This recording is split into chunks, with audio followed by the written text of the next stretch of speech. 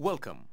This tutorial will try to quickly and easily explain Us and Them, Cold War, and have you playing the game in a matter of a few minutes.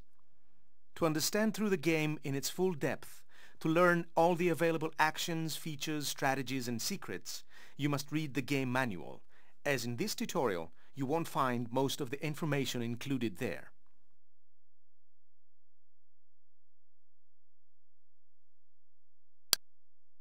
The largest part of the screen is taken up by the world map divided in countries as it was back in 1960. Immediately above, there is the info bar. It depicts the available money and resources, the ratio between resource need and production, and also the production of tech units. It also contains the bar of current political status, which is the victory condition of the game. Victory bar is an indicator of the current ideological situation on the planet. So the player can see at a glance the changes in the population's preference and have an idea of who is winning at the moment. In the lower part of the map, we can see the active friendly and enemy units that are currently in the selected country. This is another method you can use to move to a country you do not know or remember where it is, as you can find all the countries listed in alphabetical order. You can also navigate from country to country in sequence using the arrows on either side of the list. You can hide or show the indicative flag over the countries by using the appropriate button.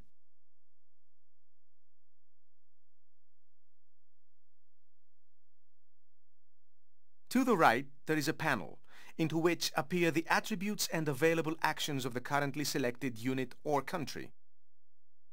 Over this panel, there are the following buttons: Force Pool, Networks, Build. Under the panel are the buttons that open countries, units, research and news screens. By clicking on a country, we can bring up on the panel all the information about it. The name of the country. Notice that the countries appear with the names and borders of the Cold War period. Capitalism or communism, to which side it belongs. A country can have a capitalist government even if the majority of the population supports communism and vice versa. This is the percentage of the people that supports capitalism. And this is the percentage of the people that supports communism. This signifies how important the country is. This is very important in order to win the game, as it's better to have a country with importance 10 than 4 countries with importance 2. Luxuries refer to the level of life quality in that country. In general, your units will have better morale and loyalty when they work in countries with high luxuries level. Income is the amount of money that this country contributes to the side it belongs to. This is the amount of production in energy resources like oil and natural gas. The need for energy resources. The countries that consume more energy than they produce cover their needs from the total stocks of their bloc. If these prove to be insufficient at some point, the population will start to drift towards the opposite side. Technology depicts how much this country contributes to the technological research of its side. The military power of a country is a measure of how easily or not this country will be able to resist a revolution attempt from the opponent or a coup d'etat, military intervention. Every country that has common border with another one of the different government will influence its neighbor and will be in turn influenced by it. You can see the results of this interaction in the country panel.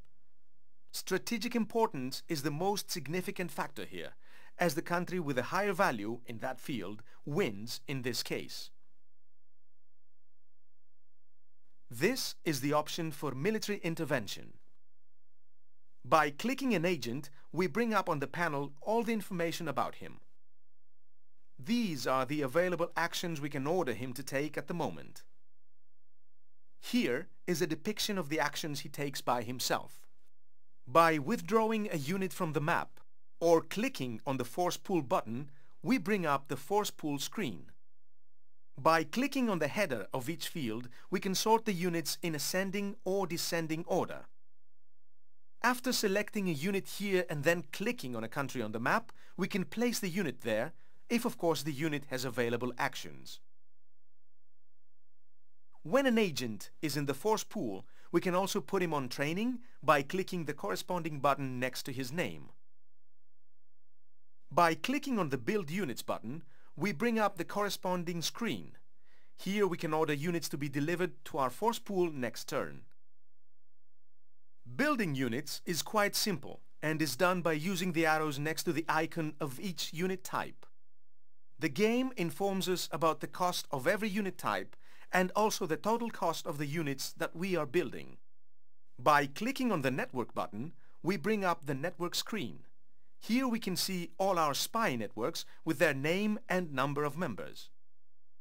Select one of them to see it on the map.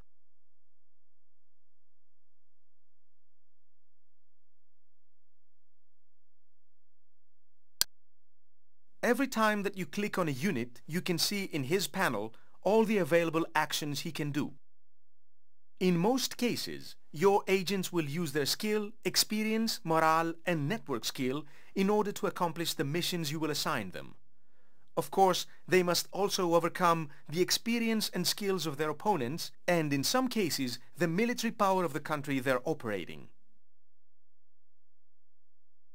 Some actions like assassination need you also to select a target. So you must click an enemy agent to kill him. Notice that a small target appears. Every time that you order a unit or hero to take some action, the game uses a pop-up to inform you about its probability of success. It also gives you the option to increase probability of success by allocating some extra money, provided of course that you have money to spare. If the action is a sabotage of any kind, then the probability of success will be given according to the level of information available for this country.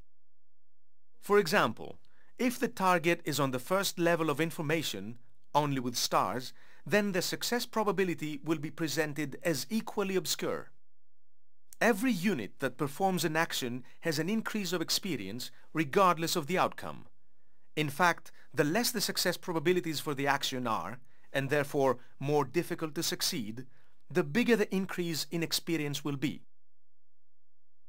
Beware, though, that if you assign risky missions to them, there is a danger that there will be a decrease in their loyalty. They will feel that you are taking unnecessary risks and/or treat them as expendable. In case that an action fails, your unit can be killed in action or get arrested. To get arrested is even worse, as it potentially exposes more of your units through interrogation. In that case, perhaps it would be a good idea to withdraw the rest of your units to the force pool for a turn or two. Additionally to the danger they are in, they might feel neglected and exposed, with their loyalty decreasing as a result. If you wish to give orders to many agents at the same time, you can use the Master Plan menu. This menu enables you to issue collective orders for your units, defining the lower limit in success probability, above which all the possible actions will be executed. For detailed info about unit actions like various sabotages, assassinations, revolutions, bribes, arrests, and so on, please refer to the game manual.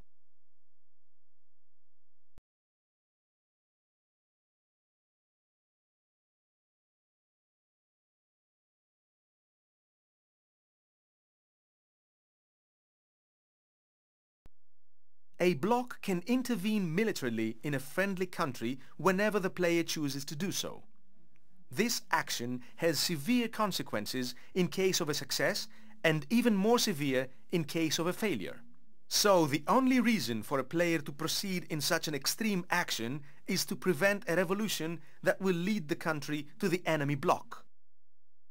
You can select this action by clicking on the corresponding button on the info panel of a friendly country. The success of this action depends on the military power of the country and, of course, the percentage of the population that supports each side. It also costs a lot of money depending on the strategic importance of the country. In case the country belongs to the capitalist bloc and Kissinger is present at the moment, the cost is halved. A successful military intervention has the following results. The percentage of the government goes to 70% minimum and the rest goes to the enemy bloc. All the enemy units that were there leave the country or die. The country stops producing money, resources and technology and reaches again its initial production level gradually over a period of 1 year, 12 turns. The political alignment of all the other countries of this bloc moves by 3% towards the other side as a result of popular disapproval of this anti-democratic action. Be advised that if the intervention fails, meaning that the people have successfully resisted the military movement, there will be a revolution that will bring the country over to the enemy side.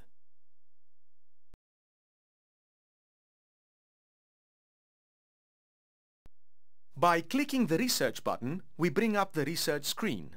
Here we can manage the research and development of new devices and weapons that will make our units more efficient and their job easier. Research is divided into 4 categories: surveillance, weapons, assassination, and interrogation. Surveillance makes your units better at revealing and protecting information. Weapons improve their attack and defense skills. Assassination makes your assassins more deadly. Interrogation helps you get information from captured enemy agents and also makes your agents more resistant to interrogation if they are captured.